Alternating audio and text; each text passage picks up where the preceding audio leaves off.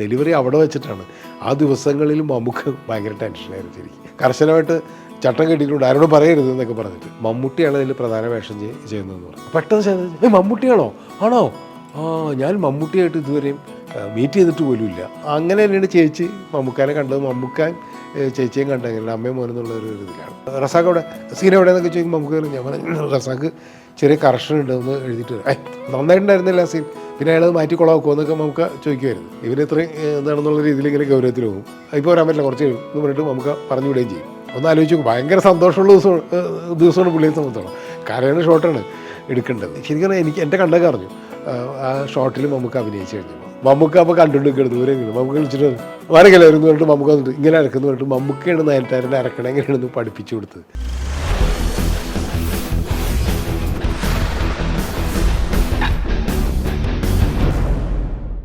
നമസ്കാരം, എൻ്റെ സിനിമാ യാത്രയിലേക്ക് വീണ്ടും സ്വാഗതം. 2005 രാപ്പകൽ എന്ന സിനിമ വരുന്നത്. അതിന് തൊട്ട് മുമ്പ് ചെയ്തത് മഞ്ഞുപോലൊരു പെൺകുട്ടി എന്ന സിനിമയാണ്. അതിൻ്റെ നിർമ്മാതാവ് ഹൗളി പോട്ടൂരായിരുന്നു. ആൻഡോ ജോസഫാണ് അതിൻ്റെ പ്രൊഡക്ഷൻ കൺട്രോളറായിരുന്നു. അപ്പോൾ അതിൻ്റെ ഷൂട്ടിംഗ് നടക്കുന്ന സമയത്താണ് ആൻഡോ ഒരു ദിവസം എൻ്റെ അടുത്ത് പെട്ടെന്ന് പറയുന്നു, മമ്മൂക്ക ഇങ്ങനെ അന്വേഷിച്ചിരുന്നു, റസാഖും മമ്മൂക്കയും കൂടി ഇങ്ങനെ കണ്ടു കഴിഞ്ഞപ്പോൾ റസാഖ് ഒരു സിനിമ ചെയ്യണ കാര്യം, ഒരു കഥയുടെ എന്തോ ഒരു ആശയം മമ്മൂക്കോട് പറഞ്ഞു, അത് കമലിനെ കൊണ്ട് ചെയ്യിക്കാൻ പറഞ്ഞു എന്ന് മമ്മൂക്ക പറഞ്ഞു. അപ്പോൾ അതൊന്ന് ആലോചിച്ചൂടെ എന്ന് ചോദിച്ചു. അപ്പോൾ ഞാൻ പറഞ്ഞു പിന്നെന്താ. അപ്പോൾ തന്നെ ഹൗളി പോട്ടൂർ പ്രൊഡ്യൂസർ, ഞാനത് പ്രൊഡ്യൂസ് ചെയ്യാമെന്ന് പറഞ്ഞു. അങ്ങനെ അത് പെട്ടെന്ന് ഈ മഞ്ഞുപോലൊരു പെൺകുട്ടി ഷൂട്ടിംഗ് നടക്കുന്നതിൻ്റെ ഇടയിൽ തന്നെ അങ്ങനെ ഒരു സിനിമയെക്കുറിച്ച് നമ്മൾ ആലോചിക്കുകയും മഞ്ഞുപോലൊരു പെൺകുട്ടിയുടെ വർക്കൊക്കെ കഴിഞ്ഞിട്ട് റസാഖായിട്ട് ഞാൻ അതിൻ്റെ കഥയായിട്ടിരുന്നു. അപ്പോൾ റസാഖ് ഇങ്ങനെ ഒരു ആശയം നമുക്കോട് പറഞ്ഞിട്ടുണ്ടായിരുന്നു. ഒരു വലിയ തറവാട്, ആ തറവാട്ടിൽ ഒരുപാട് അംഗങ്ങളുണ്ട്, ആ വീട് വിൽക്കാനായിട്ട് ആ വീട്ടിലെ അംഗങ്ങളെല്ലാം തീരുമാനിക്കും. അവിടെ കൃഷ്ണൻ എന്ന് പറഞ്ഞിട്ടൊരു വേലക്കാരൻ, ആ വേലക്കാരനാണ് മമ്മൂക്കയുടെ ക്യാരക്ടർ. അത്രയൊക്കെ ഉള്ളൂ റസാഖിൻ്റെ കയ്യിൽ. അത് പറഞ്ഞപ്പോൾ നമുക്ക് പറഞ്ഞാൽ കൊള്ളാവുന്നൊരു ആശയമാണ്, അങ്ങനെ ഒരു ക്യാരക്ടർ ഞാൻ ചെയ്തിട്ടില്ല എന്ന് പറഞ്ഞ് അങ്ങനെയാണ് എന്നോട് കമലിനെ കൊണ്ട് ചെയ്യാൻ പറയുന്നതും എൻ്റെ അടുത്ത് വരുന്നതും. പിന്നെ ഞാനും റസാഖ് കൂടി ഇരുന്നു.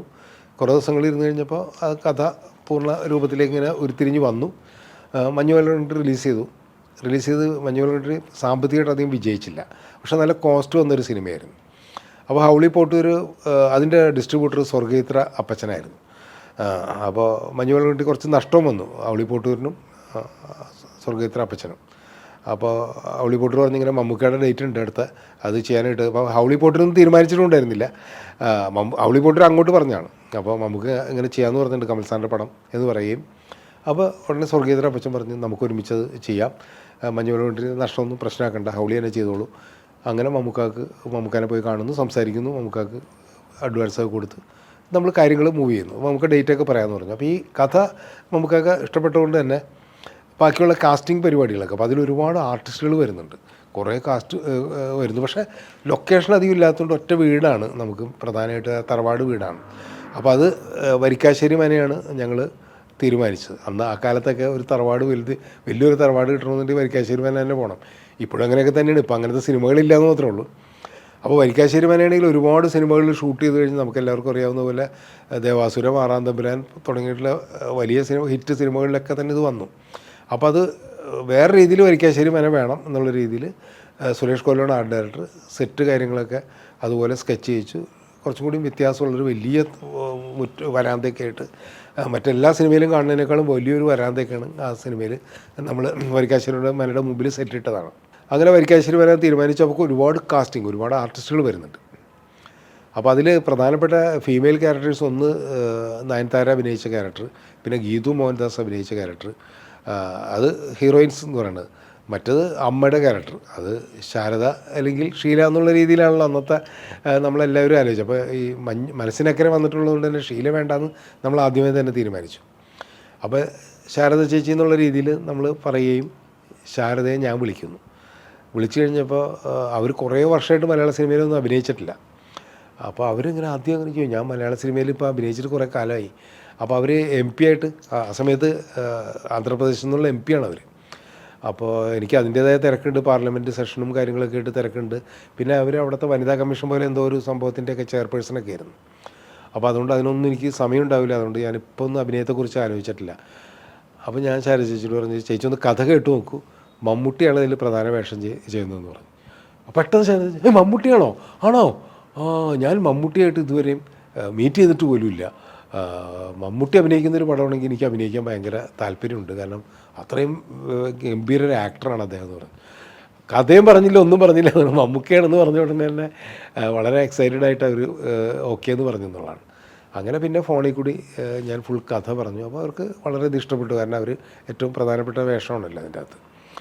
അങ്ങനെയാണ് ശാരദ ചേച്ചി അവരുടെ തിരക്കുകളൊക്കെ മാറ്റി വെച്ചു. വലിയ തിരക്കായിരുന്നു അവർ. പാർലമെൻറ്റ് സെഷൻ പോലും അതിൻ്റെ ഇടയ്ക്ക് ഒരു സമയത്ത് ഉണ്ടായിരുന്നവർക്കും അവർ മാറ്റി വെച്ചു. അങ്ങനെ അവർ ഡേറ്റും കാര്യങ്ങളൊക്കെ നമുക്ക് തന്നു. പിന്നെ നയൻതാര അന്ന് തമിഴിലേക്ക് അഭിനയിച്ചു തുടങ്ങി വലിയ ഹീറോയിൻ ആയിക്കൊണ്ടിരിക്കുന്ന ഒരു സമയമാണ്. മമ്മൂക്കയുടെ കൂടെ തൊട്ട് മുമ്പ് ഒരു പടം ഷൂട്ട് ചെയ്തിട്ടുണ്ട്, തസ്കര വീരൻ എന്ന് പറഞ്ഞ പടത്തിൽ. അപ്പോൾ അതിൽ ഭയങ്കര ഗ്ലാമറസ് ആയിട്ടുള്ളൊരു ക്യാരക്ടറൊക്കെയാണ് നയൻതാര അഭിനയിച്ചത്. അപ്പോൾ ഇതിൽ ഡീഗ്ലാമറൈസ് ചെയ്തിട്ട് വേലക്കാരിയായിട്ടാണ് നയൻതാര വരുന്നത്.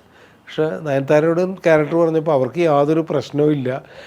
ഇപ്പോൾ ഗ്ലാമറും വേണ്ട, ഒന്നും വേണ്ട. അങ്ങനെ എനിക്കും വളരെ എന്താ പറയുക ജെന്യുവനായിട്ടുള്ളൊരു ക്യാരക്ടർ ചെയ്യാൻ വലിയ ആഗ്രഹം എന്നൊക്കെയുള്ള രീതിയിൽ നയൻതാര പറയുകയും പിന്നെ ഗീതു മോഹൻദാസ് അതിലൊരു എഴുത്തുകാരിയായിട്ട് നമുക്കോട് ഒരു ചെറിയ ഒരു സൈലൻറ്റ് പ്രണയമൊക്കെ തോന്നുന്ന ഒരു ക്യാരക്ടറാണ് ഗീതു മോഹൻദാസ് ചെയ്ത്. പിന്നെ ഈ എന്താ പറയുക തറവാട്ടിലെ ക്യാരക്ടേഴ്സ് വിജയരാഘവൻ മുതൽ ബാലേന്ദ്രവനം മുതൽ നമ്മുടെ മരിച്ചുപോയ അപ്പൂപ്പൻ കൈതപ്രത്തിൻ്റെ അപ്പൂപ്പൻ മുതൽ എല്ലാ ആൾക്കാരും അതിൻ്റെ അകത്തുണ്ട്, കുറേ പേരുണ്ട്. അപ്പോൾ ബാലേന്ദ്രമേനോൻ എനിക്ക് ഭയങ്കര കൃഷ്ണകുടിയിൽ അഭിനയിച്ചിട്ടുണ്ട്. ഞങ്ങൾ ഒരുമിച്ച് ഒരു പടം ചെയ്തിട്ടുണ്ട്, അതിലും ത്രൂ ഔട്ട് റോൾ ചെയ്തിട്ടുണ്ട്. മേനോൻ്റെ അടുത്ത് പറഞ്ഞു, മേനോനും ക്യാരക്ടറൊക്കെ ഇട്ട് കഴിഞ്ഞപ്പോൾ നല്ല സന്തോഷമുണ്ടായിരുന്നു. പിന്നെ അതിൽ ഒരുപാട് പെൺകുട്ടികളും എന്താ പല ജനറേഷനിലുള്ള ഇതുകൾ അങ്ങനെയുള്ള സിനിമയുടെ ഒരു രീതിയിൽ ചെറിയ കുട്ടികൾ തന്നെ കുറേ ഉണ്ട് അതിൻ്റെ അകത്ത്. കാസ്റ്റിംഗ് ഒരു എന്താ പറയുക ഒരു ടൂർ പോണ മാതിരി ആണ്. 2 വലിയ വാനിലാണ് ലൊക്കേഷനിലേക്ക് നമ്മുടെ ആർട്ടിസ്റ്റുകളൊക്കെ വരിക. അതൊരു രസമായിരുന്നു. ലൊക്കേഷൻ ഞാൻ ആദ്യം പറഞ്ഞു വരിക്കാശ്ശേരിയിലായിരുന്നു അതിൻ്റെ ഷൂട്ടിംഗ്. നമ്മൾ തീരുമാനിച്ച് സെറ്റൊക്കെ ഇട്ട് അവിടെ മമ്മൂക്ക വന്നു, നയൻതാര വന്നു, എല്ലാവരും വന്നു, ഷൂട്ടിംഗ് തുടങ്ങി. ശാരദ ചേച്ചി വന്നു. ശാരദ ചേച്ചി നമ്മളെ സംബന്ധിച്ചോളം നമ്മുടെയൊക്കെ ഒരു എന്താ പറയുക സിനിമ ഒക്കെ കണ്ടു തുടങ്ങിയ കാലത്ത് മലയാളത്തിലെ ഏറ്റവും വലിയ നായികയാണ്. അപ്പോൾ അതിൻ്റേതായ രീതിയിൽ തന്നെയാണ് നമ്മൾ ശാരദ ചേച്ചിനെ ഫസ്റ്റ് ഡേ വരുമ്പോൾ തന്നെ ബൊക്കെയൊക്കെ കൊടുത്ത് സ്വീകരിച്ച് ഞങ്ങളെല്ലാവരും ക്ലാപ്പ് ചെയ്തിരിക്കുന്നത്. ചേച്ചി എന്നെ പ്രതീക്ഷിച്ചില്ല. കാരണം മലയാള സിനിമയിൽ കുറേ കാലത്തിന് ശേഷം തിരിച്ചു വരുമ്പോൾ ഇങ്ങനൊരു വരവേൽപ്പ് കിട്ടുമെന്ന് അവർ പ്രതീക്ഷിക്കുന്നില്ല. അങ്ങനെ മമ്മൂക്ക വന്നു, ചേച്ചിനെ ആദ്യം തന്നെ വന്നു പറഞ്ഞാൽ കെട്ടി അങ്ങ് പിടിച്ചു. ചേച്ചി ഭയങ്കര സന്തോഷം എന്ന് പറഞ്ഞു കഴിഞ്ഞാൽ ചേച്ചി പറഞ്ഞ ഡയലോഗ് എന്താ വെച്ച് കഴിഞ്ഞാൽ, ഞാൻ മോഹൻലാലിലൂടെ അഭിനയിച്ചിട്ടില്ല, ലാലു എനിക്ക് പ്രിയപ്പെട്ട ആക്ടറാണ്, ഞാൻ സത്യൻ, പ്രേം നസീർ, മധു പോലെയുള്ള അന്നത്തെ ലെജൻസ് ആയിട്ടുള്ള ആൾക്കാരോട് ഒരുപാട് സിനിമയിൽ അഭിനയിച്ചു. തെലുങ്കിലാണെങ്കിൽ NT രാമറാവു അതുപോലെയുള്ള അവിടുത്തെ ഏറ്റവും വലിയ നായകന്മാരോടൊക്കെ സിനിമയിൽ അഭിനയിച്ചു, തമിഴിലൊക്കെ അഭിനയിച്ചു. പക്ഷേ എൻ്റെ അടുത്ത ജനറേഷനായിട്ട് ഇതുപോലൊരു ആക്ടർ ഞാൻ ഒരാൾ ശിവാജി ഗണേശനോട് ഒക്കെ അഭിനയിച്ചിട്ടുണ്ട്. ഒരാളുടെ കൂടെ അഭിനയിക്കണമെന്ന് ഞാൻ ആഗ്രഹിച്ചതെന്ന് പറയുന്നത് എനിക്ക് പറയുന്നത് മമ്മൂട്ടിയുടെ. അതെന്താ കാരണം എന്ന് ചോദിച്ചു കഴിഞ്ഞാൽ എനിക്കറിയില്ല.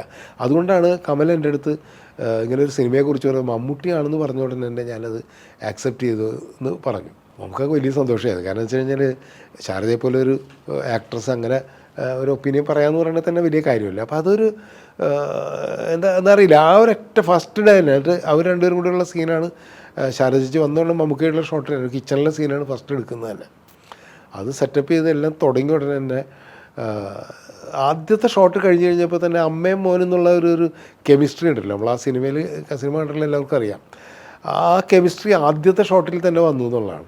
കാരണം അങ്ങനെ തന്നെയാണ് ചേച്ചി മമ്മൂക്കാനെ കണ്ടത്, മമ്മൂക്കാൻ ചേച്ചിയും കണ്ടത് അങ്ങനെ അമ്മയും മോനും എന്നുള്ള ഒരു ഇതിലാണ്. അതൊരു ഈ 2 ലെജൻസിൻ്റെ ഒരുമിച്ച് ഒരു ഫ്രെയിമിൽ നിന്നുകൊണ്ടുള്ള ഒരു പെർഫോമൻസ് എന്നെ സംബന്ധിച്ചോളം ഇങ്ങനെയുള്ളൊക്കെ സിനിമകൾ ചെയ്യാൻ കഴിഞ്ഞു എന്നുള്ളത് വലിയൊരു സന്തോഷമാണ്. പിന്നെ ആ ഒരു സിനിമയുടെ ഷൂട്ടിംഗ് എന്ന് പറഞ്ഞാൽ ഞാൻ എൻ്റെ സിനിമാ ജീവിതത്തിൽ തന്നെ ഏറ്റവും എൻജോയ് ചെയ്തിട്ട് ഷൂട്ട് ചെയ്ത ഒരു സിനിമയാണെന്ന് വേണമെങ്കിൽ പറയാം. കാരണം അധികം ടെൻഷനൊന്നും ഉണ്ടായിരുന്നില്ല. ആകെയുള്ളൊരു എന്ന് വെച്ച് കഴിഞ്ഞാൽ ഇവരെല്ലാവരും ഒരു ഫ്രെയിമിലേക്ക് ഒതുക്കുക എന്നുള്ളതാണ്. അപ്പോൾ എല്ലാ ഷോട്ടിലും ഉണ്ടാവും 10-20 പേര് ഓരോ ഷോട്ടിലും ഫ്രെയിമിലുണ്ടാവും. അപ്പോൾ അവരെ പ്ലേസ് ചെയ്യുക, അവരെ അതിനനുസരിച്ച് ചെയ്യുക. പിന്നെ മൊണോട്ടണസ് ആവാതിരിക്കുക. കാരണം വരാന്തയിൽ തന്നെ ഒരുപാട് സീൻ, ആ മുമ്പിലുള്ള ഉമ്മറത്ത് തന്നെ എത്രയോ സീനുകളുണ്ട് ആ പടത്തിൽ. അപ്പോൾ അതൊക്കെ നമുക്ക് അങ്ങനെ മൊണോട്ടണസ് ആവാതെ അതിൽ അവതരിപ്പിക്കുക എന്നുള്ളത് വലിയ പാടാണ്. അത് സുഖമാണ്. P. സുകുമാറാണ് ക്യാമറ. എല്ലാ പടങ്ങൾക്കും ആ സമയത്ത് P. സുകുമാറാണ് ക്യാമറ. അതുപോലെ തന്നെ ടെക്നീഷ്യൻസ് എല്ലാവരും എൻ്റെ കൂടെ സ്ഥിരം വർക്ക് ചെയ്യുന്ന ആൾക്കാരൊക്കെ തന്നെയാണ്. ടി എ റസാഖാണ് തിരക്കഥ, ഞാൻ ആദ്യം പറഞ്ഞല്ലോ. അപ്പോൾ റസാഖിൻ്റെ തന്നെ ഞാൻ വിശ്വസിക്കുന്ന റസാഖിൻ്റെ സ്ക്രിപ്റ്റുകളിൽ ഏറ്റവും നല്ല മനോഹരമായ ഡയലോഗുകൾ എഴുതിയിട്ടുള്ള ഒരു സിനിമ രാപ്പകലിലാണ്. വളരെ എന്താ പറയുക, ഹൃദയസ്പർശി എന്ന് പറയാവുന്ന പല സീനിലും, പ്രത്യേകിച്ചും മമ്മൂക്ക അഭിനയിക്കുന്ന പല സീനിലും നമ്മൾ കണ്ടു കഴിഞ്ഞാൽ അറിയാം, ഡയലോഗ്സും കാര്യങ്ങളൊക്കെ തന്നെ അത്രമാത്രം ഹോണ്ട് ചെയ്യുന്ന ഡയലോഗ്സൊക്കെ റസാഖ്. മിക്കവാറും സീൻസൊക്കെ ലൊക്കേഷനിൽ ഇരുന്നിട്ടാണ് ആദ്യം എഴുതും, പിന്നെ എഴുതിയ സ്ക്രിപ്റ്റ് കൊണ്ടുവന്നു. പക്ഷേ ലൊക്കേഷനിൽ നിന്നിട്ട് വായിച്ചിട്ട് എൻ്റെ അടുത്ത് പറയും, കമൽജി ഞാനൊന്നും മാറ്റി എഴുതാം, കുഞ്ഞാക്കാന്ന് എന്നെ റസാഖ് വിളിക്കാം. അപ്പോൾ കുഞ്ഞാക്ക ഞാനതൊന്നും മാറ്റി എഴുതാമെന്ന് പറഞ്ഞിട്ട് എവിടെയെങ്കിലും മാറി ഇരുന്നിട്ട് ഫയൽ വെച്ചിട്ട് മാറ്റി എഴുതി കൊണ്ടുവരുന്ന സാധനം. അപ്പോൾ നമുക്ക് ആദ്യത്തെ സ്ക്രിപ്റ്റ്, ആദ്യത്തെ സീൻ വായിച്ചിട്ടുണ്ടാവും ചിലപ്പോൾ. അപ്പോൾ റസാഖ് അവിടെ സീൻ എവിടെയെന്നൊക്കെ ചോദിക്കുമ്പോൾ നമുക്ക് ഞാൻ പറഞ്ഞു റസാഖ് ചെറിയ കറക്ഷൻ ഉണ്ട്, ഒന്ന് എഴുതിയിട്ട് വരാം. നന്നായിട്ടുണ്ടായിരുന്നില്ല സീൻ, പിന്നെ അയാളത് മാറ്റി കൊളാക്കുമോ എന്നൊക്കെ നമുക്ക് ചോദിക്കുമായിരുന്നു. പക്ഷേ രണ്ടാമത് എഴുതിക്കൊണ്ടിരുന്നത് അതിനേക്കാളും എന്താ പറയുക, മനോഹരമായിട്ട് നമുക്കൊക്കെ വളരെ നന്നായിട്ട് പറയാൻ പറ്റുന്ന രീതിയിൽ അത് നമുക്ക് തന്നെ പറയുകയും ചെയ്തു. ഇവൻ എഴുതിക്കൊണ്ടിരുന്ന ഡയലോഗ് എം ടിയുടെ ഡയലോഗ് പോലെ തന്നെ, എം ടി ലോഹിയും പോലെ തന്നെ പറയാൻ, ഒരു ആർട്ടിസ്റ്റ് പറയാൻ വളരെ സൗകര്യമുള്ള രീതിയിൽ, ആർട്ടിസ്റ്റ് കംഫർട്ടബിളായിട്ട് അവരുടെ കപ്പാസിറ്റി അറിഞ്ഞിട്ട് ഓരോ സീനിലും ഡയലോഗ്സൊക്കെ എഴുതുന്ന ഒരാളാണ് റസാഖ്. അതുകൊണ്ട് നമുക്ക് വളരെയധികം ഇമ്പ്രസ്ഡ് ആയിരുന്നു ഓരോ സീനുകളും അങ്ങനെ റസാഖിൻ്റെ ഇതുണ്ട്. ആ സമയത്ത് ആകെ നമുക്കുണ്ടായിരുന്ന ഒരു ടെൻഷൻ എന്ന് പറയുന്നത്, മമ്മൂക്കയുടെ മകൾ സുറുമി പ്രഗ്നൻ്റ് ആയിരുന്നു. അപ്പോൾ ഡെലിവറിയുടെ ഡേറ്റ് എടുത്തിട്ടുണ്ടായിരുന്നു. അപ്പോൾ അമേരിക്കയിലാണ് സുറുമി ഉള്ളത്, വൈഫും അങ്ങോട്ട് പോയി. മമ്മൂട്ടിയുടെ വൈഫും അവിടെയാണ്, അമേരിക്കയിലാണ്. അപ്പോൾ ഡെലിവറി അവിടെ വെച്ചിട്ടാണ്. ആ ദിവസങ്ങളിൽ നമുക്ക് ഭയങ്കര ടെൻഷനായിരുന്നു ശരിക്കും. അത് ഏതൊരു അച്ഛനും ഉണ്ടാകുന്നൊരു സംഭവമല്ല. അതും ആദ്യമായിട്ട് മുത്തച്ഛനാകാൻ പോകുന്നതിൻ്റെ ഒരു ഇതുണ്ട്. അപ്പോൾ മുത്തച്ഛനാണെന്ന് പുറത്ത് പറയാനും പുള്ളിക്ക് വിഷമമുണ്ട്. കാരണം അതുകൊണ്ട് സെറ്റിൽ ആരോടും പറഞ്ഞിട്ടില്ല. എനിക്കും റസാഖിനും മാത്രമേ അറിയുള്ളൂ ഇദ്ദേഹത്തിൻ്റെ മോളിങ്ങനെ പ്രസവിക്കാൻ പോവുകയാണ്, അമേരിക്കയിലാണെന്നുള്ളത്. അപ്പോൾ എന്നോടൊക്കെ കർശനമായിട്ട് ചട്ടം കെട്ടിയിട്ടുണ്ട്, ആരോടും പറയരുത് എന്നൊക്കെ പറഞ്ഞിട്ട്. കാരണം മുത്തച്ഛനാവാൻ അന്ന് ആ സമയത്ത് പുള്ളിക്ക് അത്ര ഒരു താല്പര്യം ഉണ്ടാവില്ലല്ലോ, ആൾക്കാരെ അറിയുന്നത്, ഞാൻ മുത്തച്ഛനായി എന്ന് അറിയുന്നത്. പക്ഷേ അതിൻ്റെ ആ ഒരു ദിവസം, പ്രത്യേകിച്ചും അമേരിക്കയിലെ ടൈമും ഇവിടുത്തെ ടൈമും തമ്മിൽ വ്യത്യാസമുണ്ടല്ലോ. അപ്പോൾ ഈ രാത്രി പല ദിവസവും രാത്രിയൊക്കെ ഷൂട്ടിംഗ് ഉണ്ട് നമ്മൾ. അപ്പോൾ ആ രാത്രി ഇങ്ങനെ എന്താ പറയുക, ഞങ്ങൾ രാത്രി ഷൂട്ടിംഗ് ഉണ്ടെങ്കിൽ പുള്ളിക്ക് പ്രശ്നമൊന്നുമില്ല. കാരണം വെച്ച് കഴിഞ്ഞാൽ അവിടെ ഫോണിലൊക്കെ സംസാരിക്കാമല്ലോ ഭാര്യയായിട്ട്. അങ്ങനെ എന്താ പറയുക, മിക്കവാറും രാത്രി പുള്ളി ഫോണിലായിരിക്കും. അപ്പോൾ മൊബൈൽ ഫോണൊക്കെ അന്ന് സജീവമായി വരുന്നൊരു സമയം കൂടിയാണ്. അങ്ങനെ നമുക്ക് മിക്കവാറും ദിവസങ്ങളിലൊക്കെ ലൊക്കേഷനിൽ നിന്ന് ഈ ഫോണിലായിരിക്കും. അപ്പോൾ ഷോട്ടിന് വിളിച്ചു കഴിഞ്ഞാൽ ചിലപ്പോൾ അസിസ്റ്റന്റ് ഡയറക്ടറുടെ അടുത്തൊക്കെ പുള്ളി ചൂടാവും, ഇപ്പോൾ എനിക്ക് വരാൻ പറ്റില്ല, ഞാൻ സംസാരിക്കണമെന്നൊക്കെ പറഞ്ഞിട്ട്. അപ്പോൾ നമുക്കതിൽ ടെൻഷൻ അറിയാവുന്നതുകൊണ്ട് തന്നെ ഞാൻ റസാഖൊക്കെ വളരെ, ഇവർക്കാണെങ്കിൽ കാര്യം അറിയില്ല. നമുക്ക് എൻ്റെ അടുത്ത് വന്നിട്ട് പറയും, അന്ന് അസിസ്റ്റന്റ് ഡയറക്ടേഴ്സായിട്ട് കുറേ പേരുണ്ട്. അതിൻ്റെ അകത്ത് സലീം പടിയത്തും സൂര്യൻ കുരിശ്ശേരി നമ്മുടെ സ്ഥിരം ആൾക്കാരുണ്ട്. അതിനുശേഷം ഡയറക്ടർമാർ, പിൽക്കാലത്ത് ഡയറക്ടർമാരായ ഒരുപാട് പേര് അന്ന് അതിൽ അസിസ്റ്റൻ്റായിരുന്നു. ഒന്ന് സുഗീത്, പിന്നെ ഒന്ന് ആഷിഖ് അബു, പിന്നെ ഒന്ന് ഷൈൻ ടോം ചാക്കോ, ഇവരൊക്കെ അസിസ്റ്റൻസാണ്. അപ്പോൾ ഇവരെ ഓരോരുത്തരെയാണ് വിടണത്, വിളിച്ചുകൊണ്ട് വരാൻ പറഞ്ഞു മമ്മൂക്കാൻ. അപ്പോൾ ഇവർക്കാണെങ്കിൽ അവിടെ ചെന്നിട്ട് ധൈര്യത്തോടുകൂടി മമ്മൂക്കാൻ്റെ അടുത്ത് ചെന്നിട്ട് ഷോട്ട് റെഡി എന്ന് പറയുന്നത് ആഷിഖ് മാത്രമേ ഉണ്ടായിരുന്നുള്ളൂ. അപ്പോൾ നമുക്കൊന്നും ഇങ്ങനെ നോക്കും, ആഷിഖിലെ ഇവർ ഇത്രയും എന്താണെന്നുള്ള രീതിയിൽ ഇങ്ങനെ ഗൗരവത്തിൽ പോകും. ഇപ്പോൾ വരാൻ പറ്റില്ല, കുറച്ച് കഴിയും എന്ന് പറഞ്ഞിട്ട് നമുക്ക് പറഞ്ഞു വിടുകയും ചെയ്യും. പക്ഷേ മമ്മൂക്കായുടെ ടെൻഷൻ ഇതാണ്, ഇത് പുറത്തറിയില്ല, ഇവർക്കൊന്നും അറിയില്ല, നമ്മളാരോടും പറഞ്ഞിട്ടില്ല, എനിക്കും റസാഖിനും മാത്രമേ അറിയുള്ളൂ. അങ്ങനെ ഒരു ദിവസം ആ സീനെന്ന് പറഞ്ഞു കഴിഞ്ഞിട്ടുണ്ടെങ്കിൽ, മമ്മൂക്കാനെ അതിൽ സിനിമയിൽ ഒരു പയ്യനെ അടിക്കുന്ന സീനുണ്ട്. ഒരു മോഡേൺ ആയിട്ടുള്ളൊരു പയ്യൻ വന്നിട്ട് എല്ലാവരും മുമ്പിൽ വെച്ചിട്ട് ഈ കൃഷ്ണനെ അടിച്ചിട്ട് കൃഷ്ണൻ അവിടെ നിന്ന് ഇറങ്ങി വന്നിട്ട് വരാന്തയിൽ വന്നിരുന്നിട്ട് പിന്നെ കരയുന്നുണ്ട്. ആ കരയുന്ന സീൻ എടുക്കുന്നുണ്ട്, ആ ഷോട്ട് എടുക്കുന്നുണ്ട്. അപ്പോൾ അതിന് വേണ്ടിയിട്ടാണ് മമ്മൂക്കാനെ വിളിക്കാനായിട്ട് വന്നപ്പോൾ നമുക്ക് പറയും എനിക്കിപ്പോൾ പറ്റില്ല എന്ന് പറഞ്ഞിട്ട് കുറച്ച് കഴിഞ്ഞപ്പോൾ റസാഖ് എന്നെ വിളിച്ചിട്ട് പറഞ്ഞു, നമുക്ക് ഭയങ്കര ടെൻഷനിലാണ്, കാരണം ഹോസ്പിറ്റലിൽ അഡ്മിറ്റ് ചെയ്തേക്കണം മോളെ. അപ്പോൾ എന്താ ചെയ്യേണ്ടത്? ഞാൻ പറഞ്ഞു ഒരു കുഴപ്പമില്ല, നമുക്ക് പാക്കപ്പ് ചെയ്യാം. അപ്പോൾ നമ്മൾ വെറുതെ ടെൻഷൻ അടിച്ചിട്ട് കാര്യമില്ല. അങ്ങനെ വേറെ ഒന്ന് രണ്ട് സലീം കുമാറിൻ്റെ 2 ഷോട്ട് എടുക്കാനുണ്ടായിരുന്നു രാത്രി തന്നെ. അപ്പം നമ്മൾ അതെടുത്തിട്ട് പാക്കപ്പ് ചെയ്യാം, മമ്മൂക്കോട് ഞാൻ പോയി പറയാം, മമ്മൂക്ക റൂമിലേക്ക് പോയിക്കോട്ടെ എന്ന്. ഞാനങ്ങനെ ചെന്നു. മമ്മൂക്കയുടെ നിന്നിട്ട് പറഞ്ഞു, മമ്മൂക്ക ടെൻഷൻ ആക്കണ്ട, നമുക്ക് പാക്കപ്പ് ചെയ്യാൻ നാളെ എടുക്കാം, കുഴപ്പമൊന്നുമില്ല. ഇല്ല കുഴപ്പമില്ല, ഞാനത് വന്നോളാം, നിങ്ങൾ വേറെ എന്തെങ്കിലും ഷോട്ട്, ഞാൻ പറഞ്ഞു സലീം കുമാറിൻ്റെ ഷോട്ടുണ്ട്, അത് മാറ്റി എടുക്കുകയാണെന്ന് പറഞ്ഞു. ആ കുഴപ്പമില്ല, ഞാനവിടെ ഉണ്ടെന്ന് പറഞ്ഞു. ഒരു 10 മിനിറ്റ് കഴിഞ്ഞപ്പം മമ്മൂക്ക എന്നെ വിളിപ്പിച്ചു. അയാളോട് വന്നിട്ട് പറഞ്ഞു നമുക്ക് കാണുന്നു. അങ്ങനെ വന്നുകൊണ്ട് എന്നെ ഇങ്ങനെ കൈ പിടിച്ചിട്ട് ഭയങ്കര ഹാപ്പിയായി. എന്താ വെച്ച് കഴിഞ്ഞാൽ മോളുടെ ഡെലിവറി കഴിഞ്ഞു, നോർമൽ ഡെലിവറി ആണ്, ഒരു കുഴപ്പമില്ല, ഇപ്പോൾ എന്നെ ഹോസ്പിറ്റലിൽ നിന്ന് വിളിച്ചു എന്ന് പറഞ്ഞു. അതിനിപ്പോൾ ഏത് ഷോട്ടും റെഡിയാണെന്ന് പറഞ്ഞു. അങ്ങനെ അപ്പം ഒരു അച്ഛൻ്റെ ഒരു ഇതുണ്ടാവും, മുത്തച്ഛനാകുമ്പോൾ ഒരാളുടെ വിഷമം നമുക്കറിയാമല്ലോ, അത് മനസ്സിലാവുമല്ലോ. അപ്പോൾ അതുകൊണ്ട് അത് കഴിഞ്ഞിട്ട് ഈ ഷോട്ട്. അപ്പോൾ ഞാൻ പറഞ്ഞു എന്ത് വേണം നമ്മൾ എടുക്കണേ, എന്നെടുക്കുക എനിക്ക് പാക്കപ്പ് ചെയ്യാതായിരുന്നു ശരിയാവില്ല, റൂമിൽ ചെന്നാൽ എനിക്ക് ഉറങ്ങാൻ പറ്റില്ല. അപ്പോൾ അതുകൊണ്ട് ഇനിയും ഫോൺ വരും എനിക്ക്. അപ്പോൾ അതുകൊണ്ട് കുഴപ്പമില്ല, നമുക്ക് ഈ ഷോട്ട് എടുക്കാം, ലൈറ്റപ്പ് ചെയ്തോളാം പറഞ്ഞു.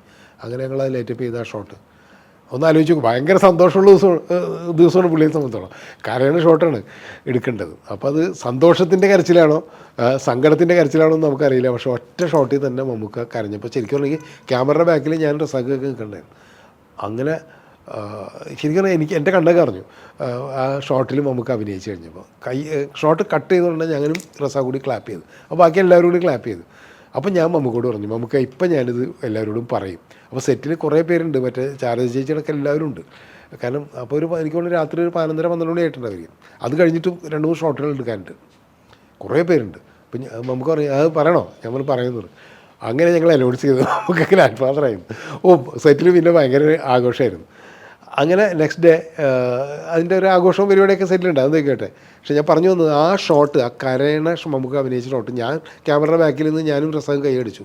എനിക്ക് തോന്നുന്നില്ല വേറെ ഒരു സിനിമയിലും ഞാനത് കണ്ടിട്ടുണ്ടോ എന്ന് എനിക്കറിയില്ല. കാരണം നമുക്കറിയാം ഒരു വലിയ സൂപ്പർ ഹീറോ എന്ന് പറയുന്നത് അയാളുടെ സിനിമ റിലീസ് ചെയ്യുമ്പോഴും മാസ് സീനുകളൊക്കെ വരുമ്പോൾ ആൾക്കാർ കൈയടിക്കുന്നു. ഇൻ്റർവെല്ലിന് അങ്ങനെ ഒരു മാസ് സീനായിരിക്കും മിക്കവാറും ഉണ്ടാവുക. ഇൻ്റർവെല്ലിന് ആ മാസ് സീനിൽ എല്ലാവരും കൈയടിക്കുന്നുണ്ട്. ഈ കരച്ചിലാണ് നമ്മുടെ പടത്തിൻ്റെ ആ രാപ്പകൽ എന്ന് പറഞ്ഞ പടത്തിൻ്റെ ഇൻ്റർവെല്ല് എന്നുള്ളത്. ആ ഇൻ്റർവെല്ലിന് എഴുതി കാണിച്ചത് ഭയങ്കര ക്ലാപ്സ് ആയിരുന്നു. അപ്പോൾ കരയുന്നൊരു സീനിന് അങ്ങനെ ക്ലാപ്പ് കിട്ടിയത് എൻ്റെ സിനിമയിലൊന്നും ഞാൻ കണ്ടിട്ടില്ല. എന്തായാലും പഴയ കാലത്തൊക്കെ ഉണ്ടോ എന്ന് നമുക്കറിയില്ല. പക്ഷേ അത് ഒരു ചെറിയൊരു സംഭവം തന്നെയാണ് മമ്മൂക്കാനെ സംബന്ധിച്ചോളം. ഒരു ആക്ടർ എന്നുള്ള രീതിയിൽ അങ്ങനെയാണ് ഞാൻ എപ്പോഴും പറയുന്നൊരു കാര്യമാണല്ലോ. അത് ഇവർക്കൊക്കെ ഒരു പ്രത്യേകതയും അത് തന്നെയാണ്. അപ്പോൾ അങ്ങനെ കുറേ സംഭവങ്ങൾ. പിന്നെ രസകരമായ കുറേ കാര്യങ്ങളെന്ന് പറഞ്ഞാൽ ഒന്ന് നയൻതാര. അപ്പോൾ നയൻതാര അതിൻ്റെ അകത്ത് നിലം തുടക്കുന്നത്, മുറ്റടിക്കുന്നത്, പിന്നെ അരയ്ക്കുന്നത്, അങ്ങനെ കുറേ സംഭവങ്ങളുണ്ട്. നയൻതാരയ്ക്ക് ഇതൊന്നും ചെയ്യാനറിയില്ല. അപ്പോൾ മുറ്റടിക്കുന്ന ആ സിനിമയിൽ തന്നെ ഉണ്ട്. ഇവള് ക്യാരക്ടർ മുറ്റടിക്കുമ്പോൾ നമുക്കടെ ക്യാരക്ടർ കൃഷ്ണൻ വന്നിട്ട് ഇങ്ങനെയാണ് അടിക്കണമെന്നൊക്കെ ചോദിച്ചിട്ട് നമുക്ക് അടിച്ച് കാണിച്ചു കൊടുക്കുന്നതൊക്കെ സംഭവമുണ്ട് ഷോട്ട്. ഇതേപോലെ നയൻതാര അരയ്ക്കുന്ന സീനുണ്ട്, അമ്മിമല അരയ്ക്കുന്നുണ്ട്, മമ്മൂക്ക അരയ്ക്കുന്നുണ്ട്, പാട്ടിൽ അരയ്ക്കുന്നുണ്ടല്ലോ. അപ്പം മമ്മൂക്കയുടെ ഷോട്ട് നമ്മൾ എടുത്തു ആദ്യം. മമ്മൂക്ക വളരെ കൂളായിട്ട് വന്ന് അരയ്ക്കുന്നു. മമ്മൂക്കാനെ സംബന്ധിച്ച് ആ സിനിമയിൽ അരയ്ക്കുന്ന സീനുണ്ട്, ഈ ചക്ക വെട്ടുന്നു, അതുപോലെ തന്നെ വിറക് വെട്ടുന്നു, അങ്ങനെ കുറേ പണിക്കാർ ചെയ്യുന്ന കുറേ ജോലിയുണ്ട്. പിന്നെ ചുമടെടുത്തിട്ട് നടന്നു വരുന്നത്, അങ്ങനെ കുറേ സംഭവങ്ങളുണ്ടല്ലോ. അപ്പോൾ അതിൽ പിന്നീട് മമ്മൂക്കയോട് തന്നെ പലരും എന്തോ പെൺകുട്ടികളൊക്കെ ചോദിച്ചു എന്ന് പറഞ്ഞു, സ്ത്രീകളൊക്കെ തന്നെ അമ്മമാരൊക്കെ വീട്ടമ്മമാരായിട്ട് എന്തോ ഒരു ഇൻ്റർവ്യൂ ഉണ്ടായപ്പോൾ അവർ ചോദിക്കുകയും ചെയ്തിരുന്നു, ഇതൊക്കെ മമ്മൂക്ക എങ്ങനെ പഠിച്ചെന്ന് ചോദിച്ചു, ഈ അരക്കാനും ചക്ക വെട്ടാനൊക്കെ. അത് മമ്മൂക്കയുടെ ചെറുപ്പത്തിൽ ചിലപ്പോൾ നമുക്കതൊക്കെ കണ്ട് പഠിച്ചതായിരിക്കും. പക്ഷെ അതൊക്കെ വളരെ ജെന്യുവനായിട്ട് വളരെ എന്താ പറയുക തന്മയത്വത്തോടുകൂടി നമുക്ക് ആ സിനിമയിൽ ചെയ്തു. അപ്പം നയൻതാര ഈ അരക്കാനായിട്ട് വന്നിട്ട് നയൻതാരൊക്കെ എങ്ങനെയാണ് ഇത് പിടിക്കാനറിയില്ല എങ്ങനെയാണെന്ന്. ഇതെങ്ങനെയാണ് ഇത് അരക്കാന്ന് പറഞ്ഞാൽ കുറച്ച് പാടാണല്ലോ ഈ അമ്മമാരൊക്കെ. ഇത് മൂവ് ചെയ്യണോ, അല്ലെ ഈ അരപ്പൊക്കെ ഇട്ടിട്ട് ഇങ്ങനെ മൂവ് ചെയ്യണം, അത് ശരിയാവില്ല. നയൻതാര ചെയ്തിട്ട് എന്ത് ചെയ്തിട്ട് ശരിയാവുന്നില്ല. അപ്പോൾ അത് കഴിഞ്ഞിട്ട് ഓരോരുത്തർ കാണിച്ചു കൊടുക്കാൻ തുടങ്ങി. ഞങ്ങളാരും ചെയ്തിട്ട് ഇവൻ ആർട്ട് ഡയറക്ടർ സുരേഷ് കൊല്ലം വന്നിട്ട് ഇങ്ങനെ ചെയ്യാൻ കാണിച്ചിട്ട് ശരിയാവണില്ല. അതിന് ഞാൻ പറഞ്ഞു ഞാൻ കാണിക്കാന്നൊക്കെ പറഞ്ഞ് ഞാനിറക്കാന്ന് കിട്ടാൻ എനിക്കും പറ്റണില്ല. മമ്മൂക്ക അപ്പോൾ കണ്ടുകൊണ്ടിരിക്കണം ദൂരെ കിട്ടും. മമ്മൂക്ക വിളിച്ചിട്ട് വരകില്ലായിരുന്നു പറഞ്ഞിട്ട് മമ്മൂക്ക വന്നിട്ട് ഇങ്ങനെ അരക്കുന്നു പറഞ്ഞിട്ട് മമ്മൂക്കയാണ് നയൻതാരനെ അരക്കണം എങ്ങനെയാണെന്ന് പഠിപ്പിച്ചു കൊടുത്തത്. കാരണം അവർക്ക് നയൻതാരം പരിചയമില്ല. അപ്പോഴേക്കൊക്കെ മിക്സി വന്നു കഴിഞ്ഞല്ലോ, മിക്സിയിലെല്ലാം അരക്കുള്ളൂ. ഇതൊക്കെ നമ്മളെ കുട്ടിക്കാലത്തൊക്കെ നമ്മൾ കണ്ടിട്ടുള്ള സംഭവമാണ്. അങ്ങനെയാണ് അതൊരു കൗതുകമുള്ള കാര്യമാണ്. ഇങ്ങനെ കുറേ കൗതുകങ്ങളുടെ ഒരു സിനിമ കൂടിയാണ് ഈ പറയുന്ന രാപ്പകൽ എന്ന് പറയുന്ന സിനിമ. വേറൊരു സംഭവം കൂടി എന്ന് വെച്ച് കഴിഞ്ഞാൽ മമ്മൂക്കയുടെ കാര്യം നമുക്കറിയാവുന്നതാണല്ലോ, ഈ കൂട്ടത്തിൽ പറയുകയാണ് ഞാൻ. നമുക്കിപ്പോൾ ഓരോ സെറ്റിൽ ചെന്ന് കഴിഞ്ഞാലും ഓരോ AD അസോസിയേറ്റ് ഡയറക്ടർ ആവണമെന്നില്ല, അല്ലെങ്കിൽ താഴെയുള്ള അസിസ്റ്റൻസിൻ്റെ അവരുടെ എബിലിറ്റി ഇങ്ങനെ നമ്മളറിയാണ്ട് അവരെങ്ങനെ വാച്ച് ചെയ്യുന്നുണ്ടാവും. അങ്ങനെയാണ് നമുക്ക് മിക്കവാറും പല സെറ്റിൽ നിന്നും പിക്ക് ചെയ്യുന്നത്. ഈ AD പിക്ക് ചെയ്തിട്ട് അവർക്ക് ഡേറ്റ് കൊടുത്തിട്ട് അവർ സംവിധായകർ, നമുക്കറിയാം ഒരുപാട് സംവിധായകർ അങ്ങനെ വന്നിട്ടുണ്ടല്ലോ. ഇപ്പോൾ ബ്ലസ്സി ആയാലും ലാൽ ജോസ് ആയാലും അങ്ങനെ ഒരുപാട് പേര് വന്നിട്ടുണ്ട്. അപ്പോൾ ലാൽ ജോസ് എൻ്റെ കൂടെ വർക്ക് ചെയ്യുമ്പോഴും അതുപോലെ തന്നെ ലോഹിദാസിലൂടെ ഒക്കെ വർക്ക് ചെയ്യുമ്പോഴും നമുക്ക് ലാൽ ജോസിനെ കണ്ടിട്ട് അവൻ കൊള്ളാമെന്ന് വെച്ചിട്ടാണ് ഈ ഡേറ്റ് കൊടുക്കുന്നത്. അതുപോലെ തന്നെയാണ് നമ്മുടെ സെറ്റിൽ കുറേ അസിസ്റ്റൻസ് ഉണ്ടല്ലോ. അപ്പോൾ സൂര്യൻ, സലീം പടിയത്ത്, ഹരീഷ്, അവരൊക്കെ നേരത്തെ നമുക്കൊക്കെ അറിയാം എൻ്റെ കൂടെ ഉള്ള. അപ്പോൾ ആഷിക്കിൻ്റെ കൂടെ ആദ്യമായിട്ട് വർക്ക് ചെയ്യണം. അപ്പോൾ ആഷിക്ക് വന്ന് ഇങ്ങനെ മാറി നിൽക്കുള്ളൂ, അധികം ഇങ്ങനെ ആക്റ്റീവായിട്ട് ഓടി നടക്കണമൊന്നുമില്ല. അപ്പോൾ നമുക്ക് ശ്രദ്ധിച്ചിട്ട് പോലും ഉണ്ടായിരുന്നില്ല ആഷിക്കിനെ. അപ്പോൾ ഒരു ആഷിക്ക് ഒരു ആഡ് ഫിലിം ചെയ്തിട്ടുണ്ടായിരുന്നു ആ സമയത്ത്. ആഷിക്ക് ആഡും മറ്റേ ഈ ആൽബമൊക്കെ ചെയ്യാറുണ്ട് അതിനിടയ്ക്ക്. അങ്ങനെ അതെന്നെ കാണിച്ചിട്ടുണ്ടായിരുന്നു ആഷിക്ക്. അപ്പം ഞാൻ പറഞ്ഞു നന്നായിട്ടുണ്ട്, അത് നല്ല രസമുള്ള ആഡ് ചെയ്തിട്ടുണ്ടായിരുന്നു. അപ്പോൾ അതൊരു ദിവസം ആഷിക്ക് എന്നോട് പറഞ്ഞു മമ്മൂക്കാനൊന്ന് കാണിക്കാൻ പറ്റുമോ സാറെന്ന് ചോദിച്ചു. ഞാൻ പറഞ്ഞു അതിനെന്താ നീ കൊണ്ട് കാണിച്ചു എന്ന് പറഞ്ഞു. ഇല്ല അതെനിക്ക് ഒരു ഇതില്ല സാറൊന്ന് പറഞ്ഞതെന്ന് പറഞ്ഞു. അങ്ങനെ ഒരു ലഞ്ച് ബ്രേക്കിന് ഞങ്ങൾ എല്ലാവരും കൂടി ഇരിക്കുമ്പോൾ മമ്മൂക്കാട്ടിന് ഞാൻ പറഞ്ഞു ഇങ്ങനെ ആഷിക്ക് എന്ന് പറഞ്ഞിട്ട് എൻ്റെ അസിസ്റ്റൻ്റ് ഉണ്ട്, ചെയ്തൊരു ഇതുണ്ട്, ഒരു ആഡ് ഫിലിം ഉണ്ടാകുന്നു, നമുക്കൊന്ന് കാണണമെന്ന് പറഞ്ഞു. അപ്പോൾ ലാപ്ടോപ്പിലുണ്ടെന്ന് പറഞ്ഞു. അങ്ങനെ കൊണ്ടുവരാൻ പറഞ്ഞ് അങ്ങനെ കൊണ്ടുവന്ന് ലാപ്ടോപ്പ് ആഷിക്കാൻ ഓപ്പറേറ്റ് ചെയ്തിട്ട് ആഡ് കാണിച്ചു കൊടുത്തു. നമുക്കത് ഭയങ്കര ഇഷ്ടപ്പെട്ടു. അപ്പോൾ ഇവനിത് ഈ ലാപ്ടോപ്പിലേക്ക് അത് ഓപ്പറേറ്റ് ചെയ്യുന്നതും അത് ചെയ്യുന്നു, കട്ട് ചെയ്ത കാര്യങ്ങളൊക്കെ. അപ്പോൾ നമുക്കിങ്ങനെ ആഷിക്കിനെ നോക്കി എന്നെ ഇങ്ങനെ നോക്കി ഇതായിട്ടും ചെയ്തു. പിന്നെ ഒന്നും വേണ്ടിയില്ല, നന്നായിട്ടെന്നൊക്കെ പറഞ്ഞിട്ടെങ്കിൽ നമുക്ക് ഇൻറ്റു പോയി. കുറച്ച് കഴിഞ്ഞിട്ട് എന്നെ ഇങ്ങനെ വിളിച്ചിട്ട് പറഞ്ഞ് അവൻ എത്ര കാലം എൻ്റെ കൂടെ വർക്ക് ചെയ്യണമെന്ന്. ഞാൻ പറഞ്ഞു ഇപ്പോൾ 3-4 കൂടെ സ്വപ്നക്കൂട് വല്ല ഉണ്ടെന്ന് പറഞ്ഞു. ആൾ കൊള്ളാമെന്ന് പറഞ്ഞു കേട്ടോ. തൻ്റെ കുറേ അസിസ്റ്റൻസ് ഉണ്ടല്ലോ, അതിലിപ്പം ഞാൻ പിക്ക് ചെയ്യാൻ പോകണം അവനെയാണെന്ന് പറഞ്ഞു. പിന്നെ അവന് ഡേറ്റ് കൊടുത്താൽ എങ്ങനെ ഉണ്ടെന്ന് ചോദിച്ചു. അപ്പോൾ ഞാൻ പറഞ്ഞു പിന്നെന്താ, അത് സന്തോഷമുള്ള കാര്യം. അപ്പോൾ ആഷിക്കിനേക്കാളും സീനിയറായിട്ട് കുറേ പേര് നിൽക്കണമല്ലോ എൻ്റെ കൂടെ വർക്ക് ചെയ്യുന്നത്. പക്ഷേ ഇത് നമുക്ക് ഇപ്പോൾ ഒന്നും പറയണ്ടെന്ന് പറഞ്ഞു. അങ്ങനെ ഞാൻ പറഞ്ഞില്ല ആഷിക്കിൻ്റെ അടുത്ത്. അത് കഴിഞ്ഞ് ആ ഷൂട്ടിംഗ് തീരാറായി കഴിഞ്ഞ ഒരു ദിവസം പറയുന്നത്, അല്ല ഞാൻ തമാശ പറഞ്ഞതല്ല, അവനോട് ഒരു സ്ക്രിപ്റ്റൊക്കെ നോക്കാൻ പറയും, നമുക്കൊരു പടം അവന് കൊടുത്തേക്കാന്ന് പറഞ്ഞു. അങ്ങനെ ഞാനത് ആഷിക്കിനോട് പറഞ്ഞു. അങ്ങനെ നമുക്ക് പറഞ്ഞിട്ടുണ്ട്, നീ ഒന്ന് ആഷിക്ക് ഒന്ന് ഫോളോ അപ്പ് ചെയ്തോളാൻ പറഞ്ഞു. അങ്ങനെ പിന്നെ നമുക്കവിടെ പറയുക നടന്ന് അങ്ങനെ സ്ക്രിപ്റ്റൊക്കെ ഉണ്ട്. അതാണ് ഡാഡിക്കോൾ എന്ന് പറയുന്ന സിനിമ. അധികം വൈകാണ്ട് തന്നെ ആഷിക്കിന് നമുക്ക് ഡേറ്റ് കൊടുക്കുകയും ഡാഡിക്കോൾ എന്ന് പറഞ്ഞ പടം ചെയ്യുകയും ചെയ്തു. അപ്പോൾ പിക്ക് ചെയ്യണ കാര്യത്തിൽ അതും നമ്മൾ പറയാണ്ടിരിക്കാൻ പറ്റില്ല. നമുക്കറിയാം മലയാള സിനിമയിൽ തന്നെ ഏറ്റവും കൂടുതൽ പുതിയ സംവിധായകരെ പ്രൊമോട്ട് ചെയ്തിട്ടുള്ളതും സക്സസ്ഫുൾ ഡയറക്ടർമാരെ ക്രിയേറ്റ് ചെയ്തതിൽ ഒരു ആക്ടർ എന്നുള്ള രീതിയിൽ മമ്മൂക്കാക്ക് വലിയ പങ്കുണ്ട്. അപ്പോൾ രാപ്പകൽ എന്ന് പറയുന്ന സിനിമ വന്നു കഴിഞ്ഞപ്പോഴും അത് നല്ല സക്സസ് ആയ സിനിമ. നമുക്കറിയാം മമ്മൂക്കയുടെ രാജമാണിക്യം കഴിഞ്ഞിട്ട് അതൊക്കെ ഇറങ്ങിയ ആ ഒരു വർഷം തന്നെയാണ് ഈ അങ്ങനെ എന്താ പറയുക ഒരു സ്ക്രീനിൽ അഴിഞ്ഞാടി അത്രയും വലിയൊരു മാസ് സിനിമകൾക്ക് ശേഷം വളരെ ഡൗൺ ടു എർത്ത് ആയിട്ടുള്ളൊരു ക്യാരക്ടറായിട്ടും അതും ഓഡിയൻസ് ആക്സെപ്റ്റ് ചെയ്ത ഒരു സിനിമയാണ് രാപ്പകൽ. മോഹൻ സിതാരയാണ് അതിൻ്റെ മ്യൂസിക്. പാട്ടുകളൊക്കെ തന്നെ വലിയ ഹിറ്റായി. അതിൽ ചേട്ടൻ്റെ അമ്മ മനസ്സ് തങ്ക മനസ്സ് എന്ന് പറഞ്ഞിട്ട് പാട്ടുണ്ട്. നമുക്കറിയാം ഇപ്പോഴും ആ പാട്ട് എല്ലാവരും പ്രത്യേകിച്ച് ഈ മദേഴ്സ് ഡേ ഒക്കെ വരുമ്പോൾ എല്ലാവരും നോട്ട് ചെയ്യുകയും കോട്ട് ചെയ്യുകയും ചെയ്യുന്ന ഒരു പാട്ടാണത്. അങ്ങനെ പാട്ടുകളൊക്കെ തന്നെ അതിൽ ഹിറ്റായിരുന്നു. ഒരു ഉത്സവത്തിൻ്റെ പ്രതീതി ഉണ്ടായ ഒരു സിനിമ എന്നുള്ള രീതിയിലാണ് അതിൻ്റെ ഷൂട്ടിംഗ് ലൊക്കേഷനെ കുറിച്ച് ഞാൻ ഓർക്കുന്നത്. അതുപോലെ റിലീസ് ചെയ്തപ്പോഴും എനിക്ക് തോന്നുന്നു തിയേറ്ററിലൊക്കെ തന്നെ ആ ഒരു ഫീൽ ഉണ്ടായിരുന്നു. എനിക്ക് പ്രിയപ്പെട്ട മമ്മൂട്ടി ഞാനും കൂടിയുള്ള കോംബോയിൽ പെട്ടൊരു സിനിമയാണ് രാപ്പകൽ.